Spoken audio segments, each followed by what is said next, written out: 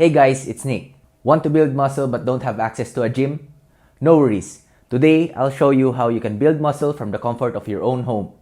No fancy equipments, no barbells, just your body and a few common items you probably have lying around. Let's get into it. Most people think you have to hit the gym to build muscle. Like, you need to spend hours pumping iron, have access to every single machine, and of course, strike a pose in front of a mirror after every set. We see that a lot. But here's the thing, you don't need any of that to get jacked. Just look at calisthenic athletes. These guys are out there doing gravity-defying moves on playground bars looking like demigods.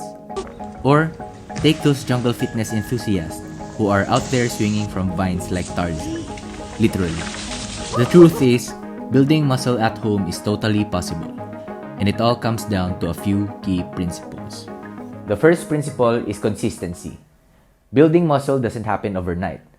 To see results, you have to show up consistently, like 4 to 6 days a week consistently.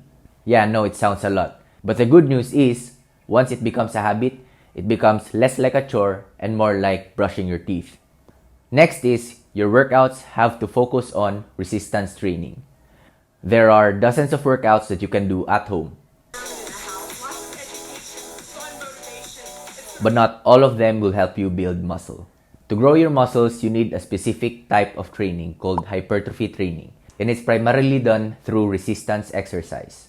That means those aerobic exercises your parents had when you were 9 probably won't give you biceps like Nick. The third principle is to train close to failure.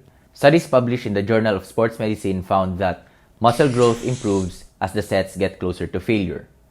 What this means is that the repetition that we do will be based upon our abilities. For that reason, I won't be giving any specific rep count for each exercises. Just know that your last few reps should feel like you're 1 to 2 reps away from failure. Here's how we're gonna structure our workout. We're gonna do 3 to 4 reps per exercise, and we will alternate between upper body and lower body, giving one muscle group time to recover. Slam dunk, are you ready to make me? I'm lit and I'm riding the fast lane. Don't let me down, I'm on fire. I'm the kind of guy that starts the week with lower body exercises. And the first workout is actually one of my favorite accessory workouts. It's called the Bulgarian split squats. To do the Bulgarian split squat, find a stable platform that is slightly lower than your knee. Stand a couple of feet from the platform and place your foot on top of it. Do a single leg squat while keeping your torso upright. Your knee should be hovering 1 to 2 inches from the ground. Lock your knee and your hip at the end of every rep to complete the full range of motion.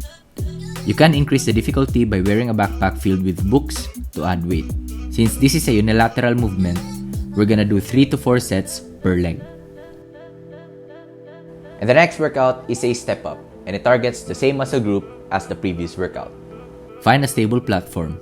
It could be a wooden chair, a ledge, or a staircase. Place one foot firmly on the platform and press through your heel, lifting your body up. Make sure that the leg doing the action is the leg on top of the box. A common mistake people make with step-ups is using the back leg to push themselves on top of the box. Control your descent on the way down. Finish all the repetitions on one leg before switching to the other leg.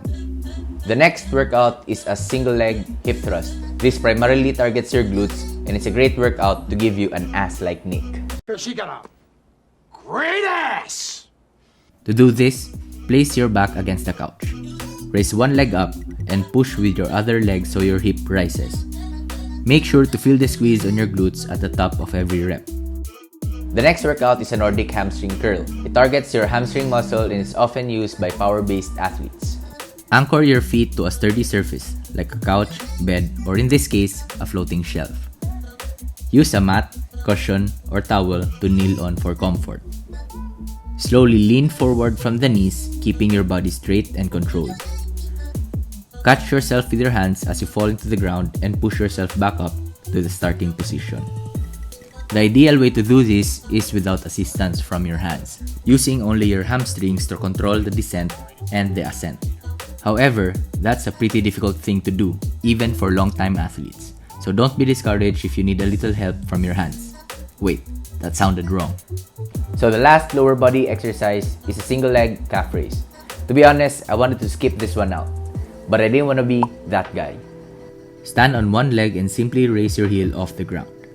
If you don't have the balance, you can hold from any sturdy surface. Now let's move on to day 2, which I subdivided into a push and pull workouts. Our first workout is a classic push-up. Push-up helps build your chest and your tricep. Make sure to keep your elbows close to the body so you're not flaring. If this is too difficult, you can do kneeling push-ups or elevated push-ups. So our next workout is a pike push-up. It's very similar to a push-up, but this time, it targets your shoulder. Just like a push-up, you're gonna start on all fours, but this time, you're in a downward dog position. Then, you're gonna do a push-up. Your head should go over the line of your hands so you're in a tripod position. If you have more strength, you can increase the difficulty by elevating your leg from a bed or a couch. Or, you can just do a handstand push-up. Alright, so our last push workout is called a dip, and it's a fantastic way to build your lower chest, shoulders, and your triceps. To do this at home, you can use a high chair or anything that can do something similar. Then, raise your feet off the ground and start dipping. The points for performance here is that your elbow should go higher than your shoulders. If this is too difficult, you can push off your feet to give you a little bit of help until you gain enough strength to do a dip. Moving on to pulling workouts, we're basically doing two types of pull: horizontal pull and a vertical pull. For our horizontal pull, we're gonna do a towel row, and as the name suggests, we're gonna need a towel. Find somewhere you can wrap the towel around. The more slant you get, the harder it's gonna be. Then, just pull your body towards the towel while keeping your elbows tucked close to your body. The next pulling workout we're gonna do is probably one you've already heard 100 times: a pull-up. Find something you can hang into. This can be a tree branch, an exposed trusses, or in my case, a waiting shed. Engage your back muscles and start pulling until your chin goes above whatever it is you're holding on. If you have a little budget, you can invest in a doorway pull-up bar to make things easier. I linked it in the description below. Pull-ups are quite challenging, especially for beginners. If you're new to this, you might not be able to do a pull-up. In that case, you can scale it down to an assisted pull-up where you assist your pull using your legs. Next, we're gonna do some exercises focused on your arms. Now, the first workout is again similar to a push-up, but this time it primarily targets your triceps. So instead of doing push-ups this way, you're gonna go closer, forming a diamond in your hand, and just do a regular push-up. Another tricep workout you can try is overhead extensions with backpacks filled with any form of weight. And lastly, for your biceps, we can try bicep curls with the same backpack that we've used in the overhead extension. None of these exercises is gonna work long term if you don't do this one principle, and it's called progressive overload. Progressive overload simply means gradually increasing the stress applied on the body to force it to adapt. The most common application of progressive overload at the gym is simply by adding weights. But because we're working out at home, we may not have access to gym equipments. That means we have to be a little more creative. The first and probably the most straightforward way to do progressive overload at home is simply by adding volume. You can add one set or do more reps each week to the same exercises. The second method is by adding external weight. You can wear a backpack filled with books and gradually increase the weight every week, while also completing the same number of reps that you did on the previous week. Another method is simply increasing the time under tension. Instead of doing reps quickly, you can add a tempo, prolonging the eccentric or the descent of each movement to make the muscles work harder. And last but not the least is changing the exercise variation. As you become stronger, the movements becomes easier, and it will get to a point where you'll have to do tons of reps before you even get close to failure. When that happens, changing the variation of the exercise can help increase its difficulty. For example, if pike push-ups becomes too easy, you can switch to the more advanced handstand push-ups. When you're no longer getting the burn from step-ups, you can switch to the more advanced pistol squats. You can also just add another exercise to your routine entirely. This will help increase both the volume and add a variation to your exercise routine. Exercise is just one part of the equation. The other part is one that we don't often talk about, and it's nutrition. To build muscle, we need to be in a caloric surplus. That simply means we need to have more calories than our body uses.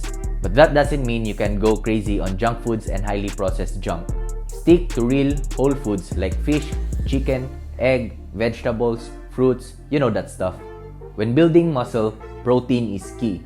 Ideally, you should consume 1 gram of protein per pound of body weight.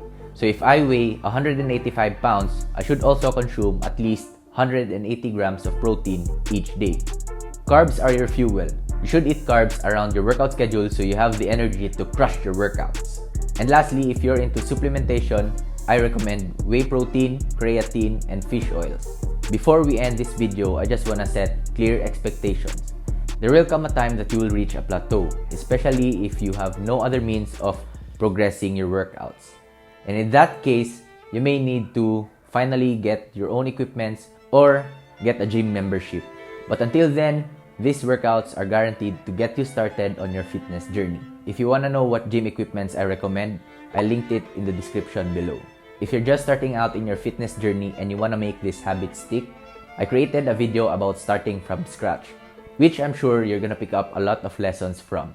Go check it out.